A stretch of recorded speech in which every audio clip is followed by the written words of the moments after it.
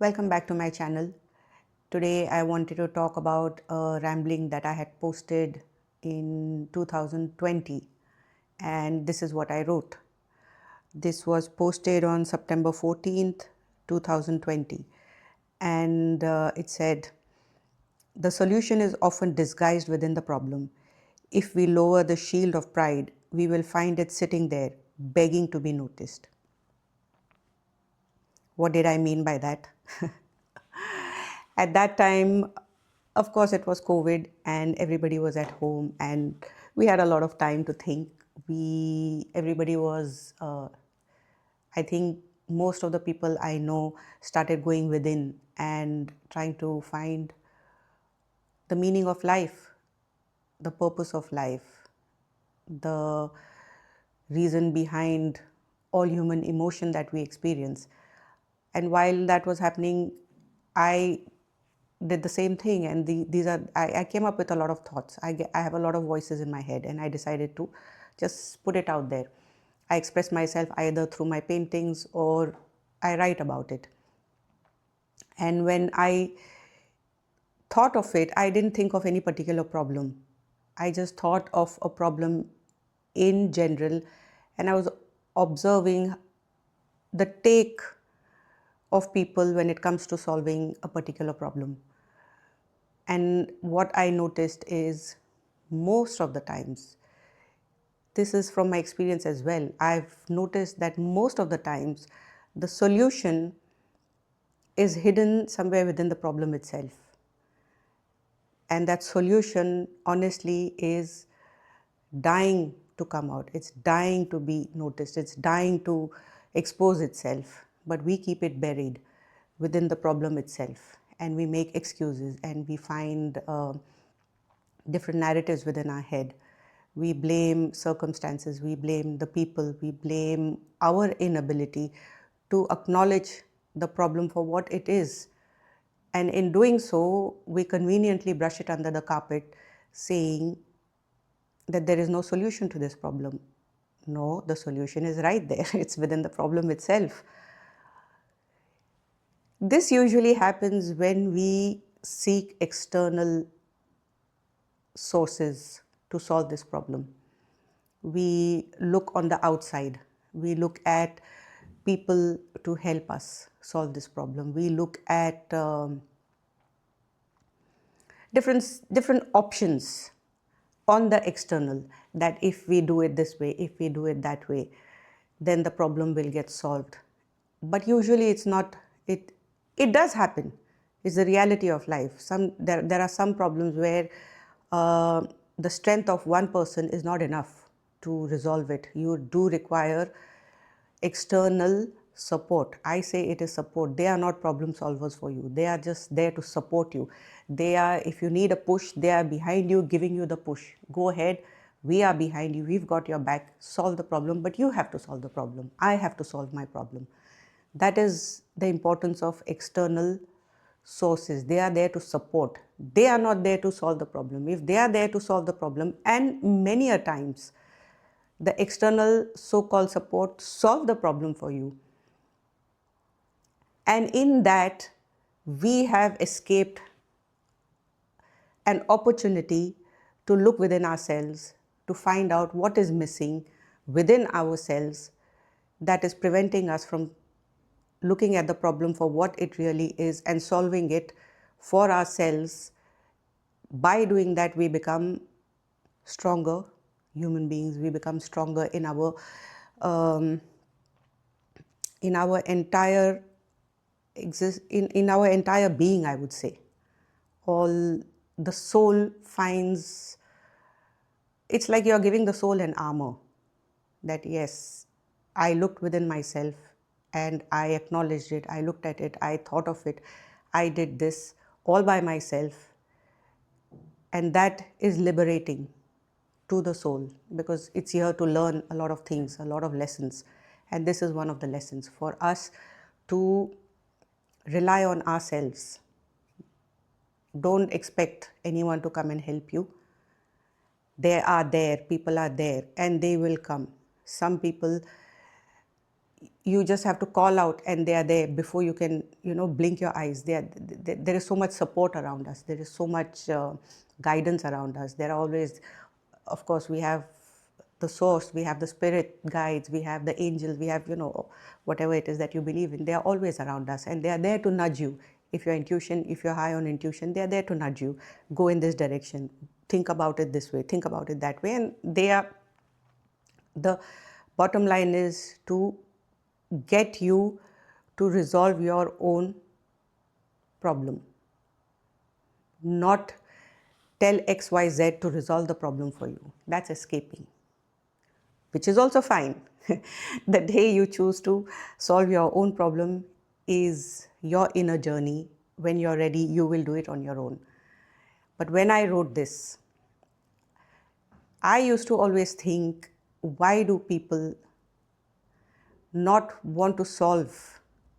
Because the solution is hidden within the problem. Why don't people remove all the layers and look at the solution and let it out? Because doesn't that make everything simple? We've solved the problem. Oh my God, it is so good. Why don't we just move on in life? And I used to always think, why do people do that? Is it the pride do they use pride as an excuse to not resolve their own issues? Does their ego prevent them from not resolving the issue? What is it? I always thought of that, and I keep thinking, is the pride a bad thing? Is ego a bad thing? There are many, there's a lot of talk that says that, put the ego aside and you will be enlightened and things like that. Yes, you will be, but you can be enlightened with the ego as well. Why is the ego a bad thing? The pride is a quality of a human being that is necessary sometimes when you are humiliated so much in a particular moment. The pride has to come forward to defend the soul, to defend yourself from being shattered. The pride is necessary. Sometimes when your boundaries are crossed with so much aggression, with so much intensity, to a point that it is harmful, the ego has to step in. And the ego is an extremely powerful quality in a human soul, in the human body, in the human mind, in the human makeup, however you want to look at it. The ego will come. Yes, the ego does bring about, it does the negative talk, it brings about the fear, it brings about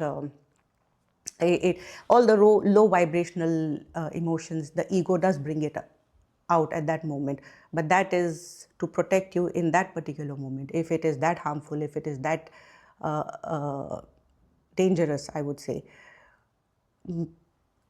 that's for you to use your discernment, what that situation is like. But if it is at that level, the ego has to step in. The ego has to be powerful. The ego has to stand like a bodyguard in that moment to protect you, to save you, to get you out of that situation, whatever it is. It's a defense mechanism, it's a survival instinct, call it what you like, but the ego is necessary to take you 2 steps back and just put you in a boundary or in a bubble of safety. It's necessary. But it is also very important to understand what the ego is all about, what pride is all about, and make friends with them. Not weaponize them, not humiliate them at the same time. They are there, they are qualities. Every human being has it. You cannot escape them, you cannot run away from them. They are there, they will creep up. Some time or the other, they will creep up. So it's just ridiculous saying that, okay, I kill my ego so that I can see the light. You can see the light anyway with the ego. If the ego is your friend, you can see maybe different shades in the light. As an artist, I see different colors. So you might see all the colors in the light, the different aspects of the color palette when the light is being shown to you. So think of it that way. Be open to everything. And that's when I posted this. If we put aside pride, if we put aside the ego, the solution is right there, hidden, waiting to be seen, waiting to be heard, waiting to come out. I say that it's a lesson I have learned the hard way. I say that because I've experienced that with my art. For example, this painting behind me, it's called The Sands of Time. It has been 6 months and I'm still working on it. When I started it, it was something else entirely. It was a hallway of bookshelves. My intention was to paint a library with all the books of the souls that have been recorded over time, and for some reason it didn't feel right. I don't know, it just didn't. I didn't feel it, so I completely changed the canvas. I made it white again and I started painting Sands of Time. I said, I want to paint an hourglass and everything will revolve around that hourglass. And I'm still working on it. It's almost done, but there is something missing. And it will come to me. It's been 6 months and it's difficult to make changes on an oil painting because if you don't like a painting which is made in oil, then to revamp it takes time. It requires a lot of patience, especially if the colors contrast each other.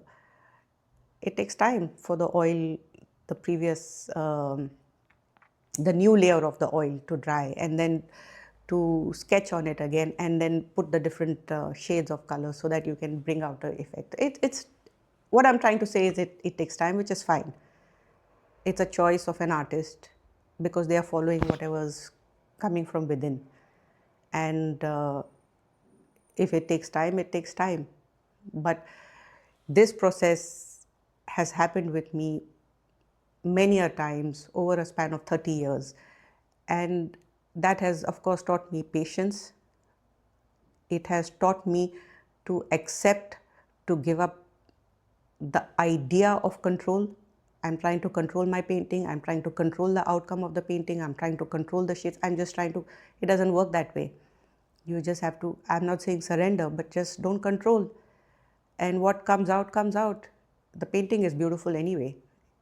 To me, it's going to come out beautiful anyway.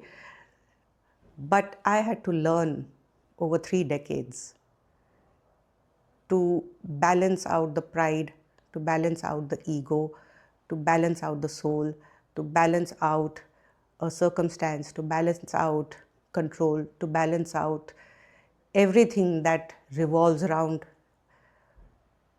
this world that eventually will help us to navigate life, problems that come up in life. Life is full of problems, challenges, however we want to describe it. It could be, we call it a challenge to make it simpler for us. We call it a problem to make it more complicated for us. It's how we talk to ourselves. It's how we describe a situation. But situations come up in life and we have to navigate it. And in thinking of all of these things in 2020, I just wrote this post and I wanted to talk about that today. I hope this message gives a little bit of clarity to anyone who's listening. If it helps, I am happy. If it will help. I have set the intention that every message I put out there is very strongly intended to help anyone who listens to it. So I'm sure it will help at least one soul, and that is a win-win for me.